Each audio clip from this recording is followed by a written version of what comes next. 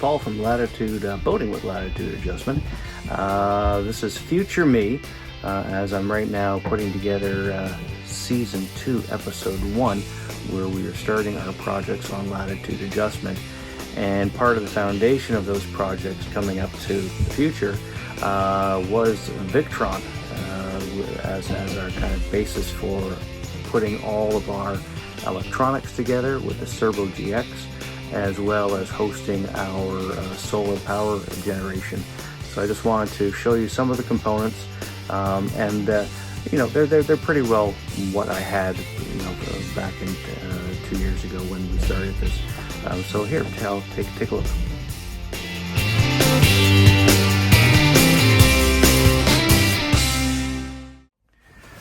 So, in terms of where we decided to place everything, it was basically under the new dining table, which was also replaced, was custom made. We had a sheet of maple, and that was done with several coats of lacquer on it, because the original one, which was the original Corian countertop material, for whatever reason, underneath the base of the table, it's almost like it melted.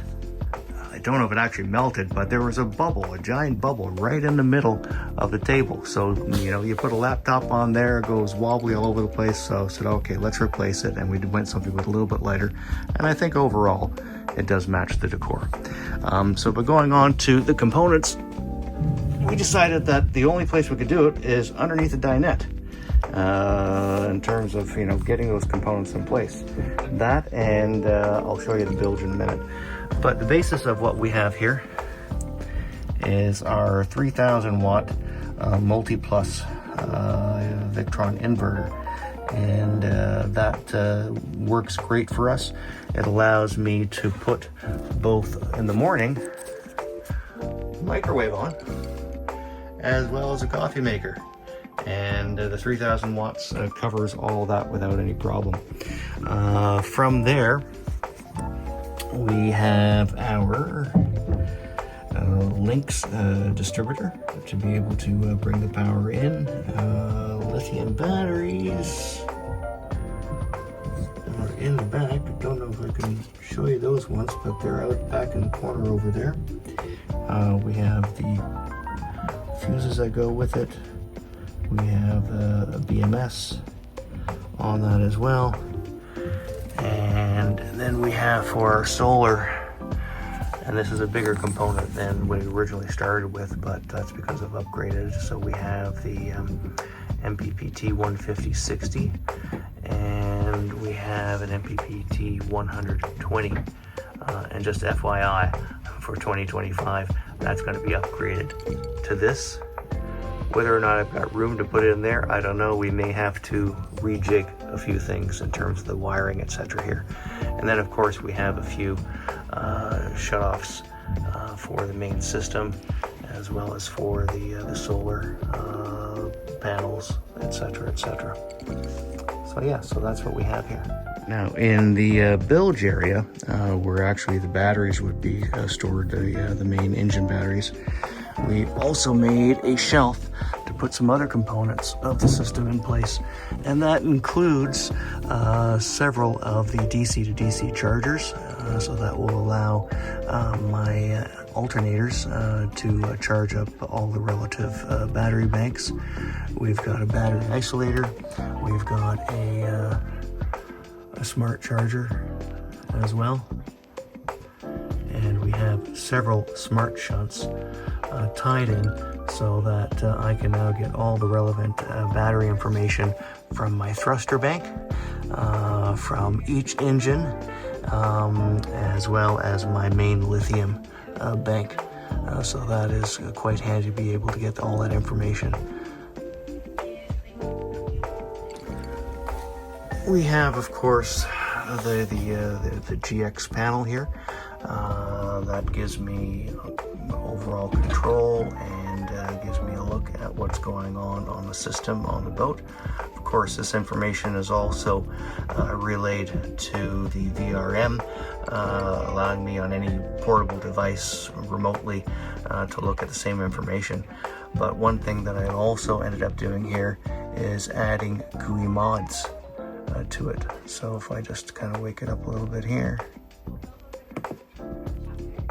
we can take a look at one of the advantages with the GUI mods was that I could showcase much more information than what is normally available on the screen, and that's including full details on the shore power, the solar panels, etc.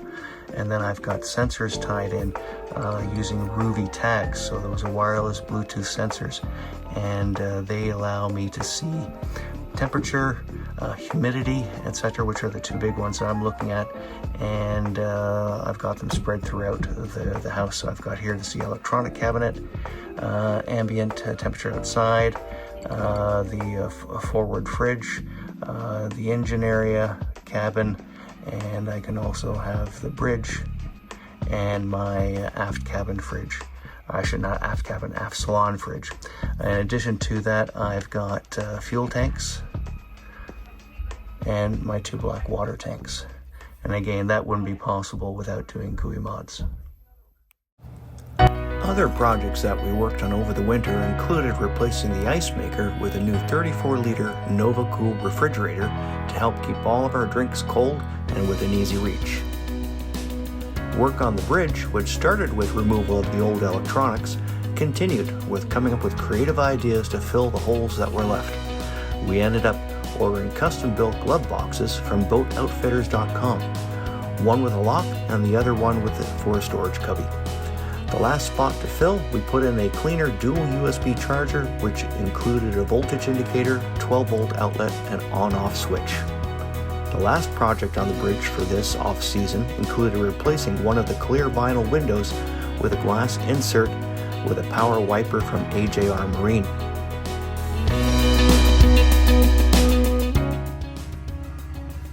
And this is the glass insert we had put in, along with a Rocca wiper. So it works quite well.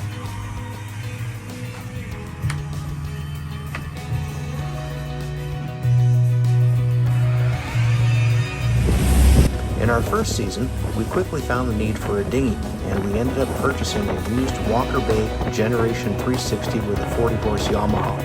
However, we found towing very cumbersome and decided to look for a more permanent solution to take our dinghy with us. I investigated several potential options for our boat, which included a typical Davit system.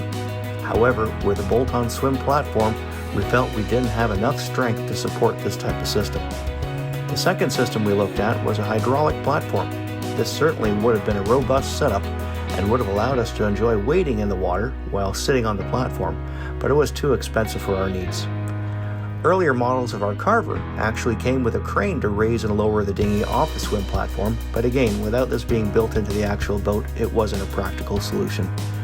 We finally decided upon a tender roller roll-on davit system from Seaweed products. This was a straightforward concept, similar to loading a dinghy on a trailer. The system was about a third cheaper than the hydraulic platform and would fit our needs. We ended up going with their super heavy version, which was rated up to 1,200 pounds and included a power winch with a remote so that with the touch of a button, I could bring the dinghy on board and still have room on my swim platform.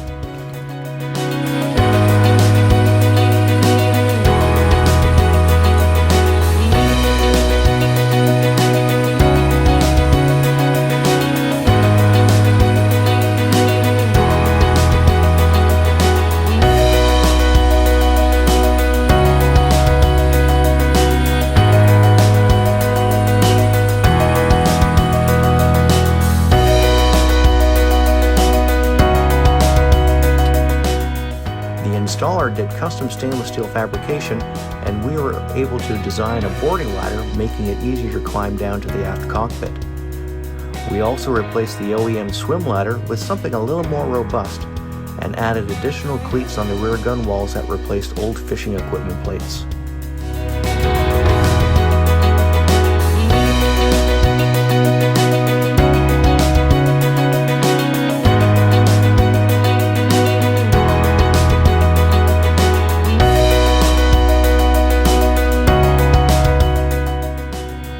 See from from the pictures, additional reinforcement to our bolt-on swim platform was necessary, and we ended up incorporating several stainless steel struts that bolted through the transom. This swim platform isn't going anywhere.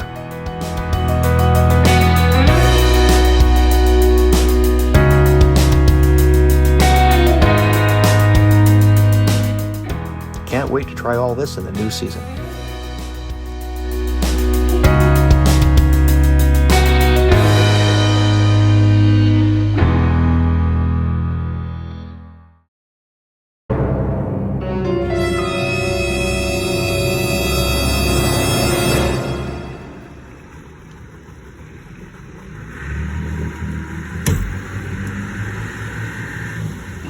You got movement, we're on.